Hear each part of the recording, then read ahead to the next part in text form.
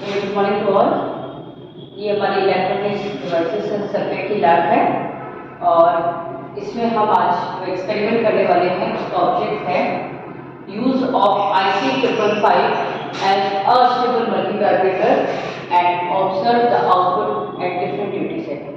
इसमें हम basically IC555 timer का यूज करेंगे एज अ स्टेबल मल्टीवाइब्रेटर, जैसे कि हम पहले भी बता चुके हैं मल्टीवाइब्रेटर के बारे में। इसमें हमने कुछ इक्विपमेंट्स यूज करे हैं, तो IC555 timer, register 10 kilo ohm, capacitor, दो है हमारे बेसिकली रजिस्टर 10 किलो ओम के।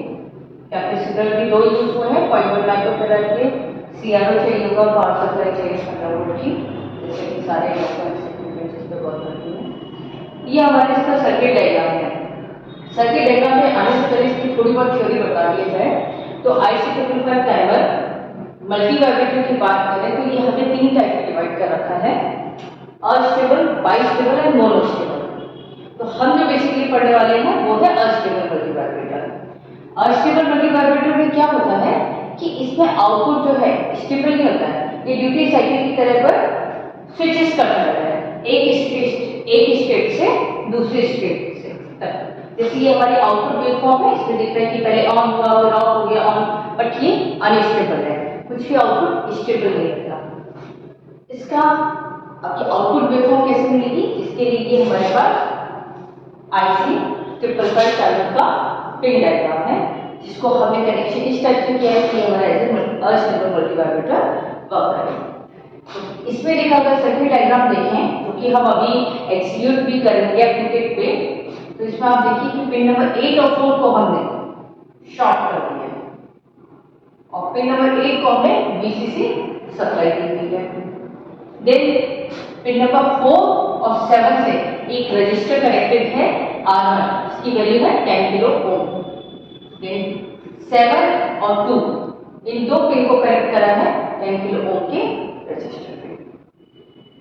फिर पिन नंबर 2 और 6 से अगर आप देखेंगे कि दोनों आपस में शॉर्ट कर दी, ये जो लाइन शो कर रही है this shows shorted line.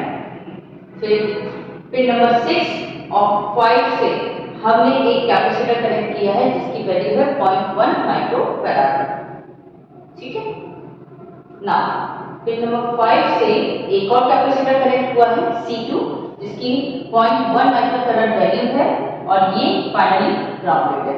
Okay, ऐसे ही हमने पिन नंबर 1 को भी ग्राउंड कर दिया है और 3 के अक्रॉस हमने आउटपुट दिया है।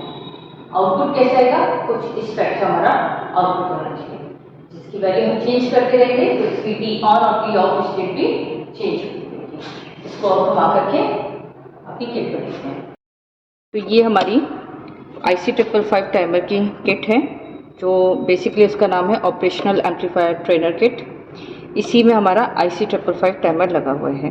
जैसा कि मैंने आपको सर्किट में बताया था, पिन नंबर 4, 8, ये IC555 टाइमर जो है 8 पिन IC है IC555।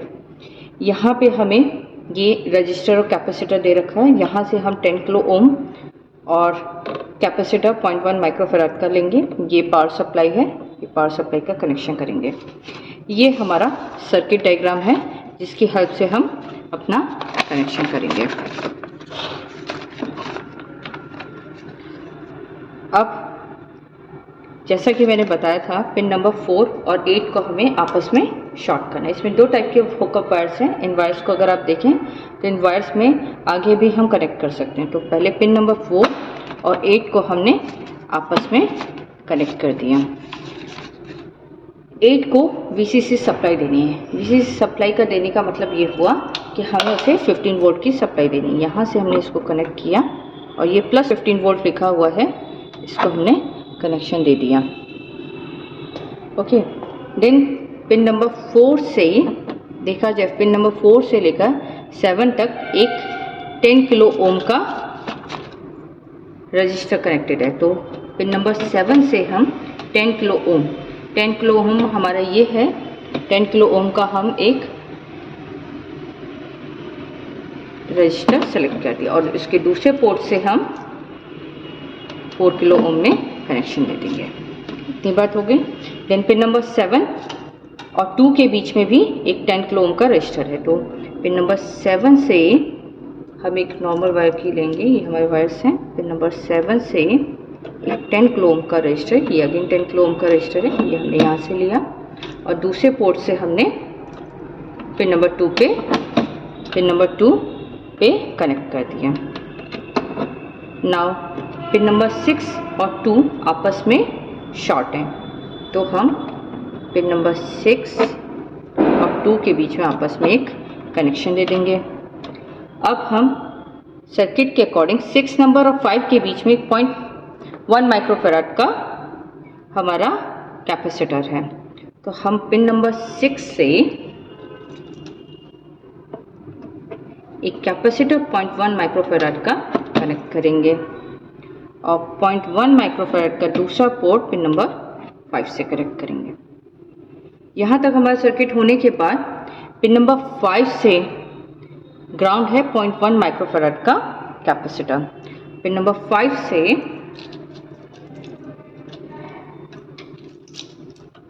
ये पिन नंबर 5 हो गई और 0.1 माइक्रोफैराड का कैपेसिटर इस पोर्ट पे और इसका दूसरा टर्मिनल हमारा ये ग्राउंड है, यहाँ पे कनेक्ट कर देंगे।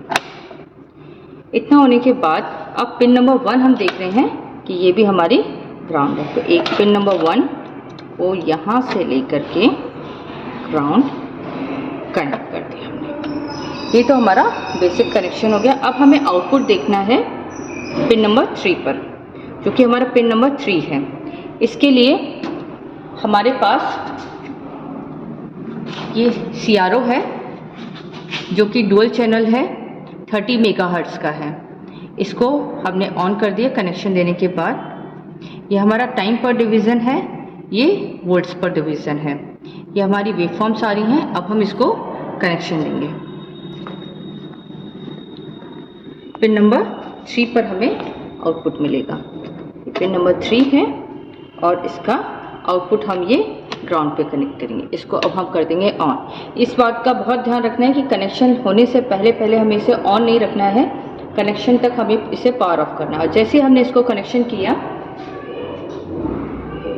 ये हमारे पास वेवफॉर्म्स आ गई हैं, जिसकी हम ये टाइम पर डिवीज़न बढ़ा के इसकी ये ऑन और ऑफ भी कम बढ़ा सकते हैं।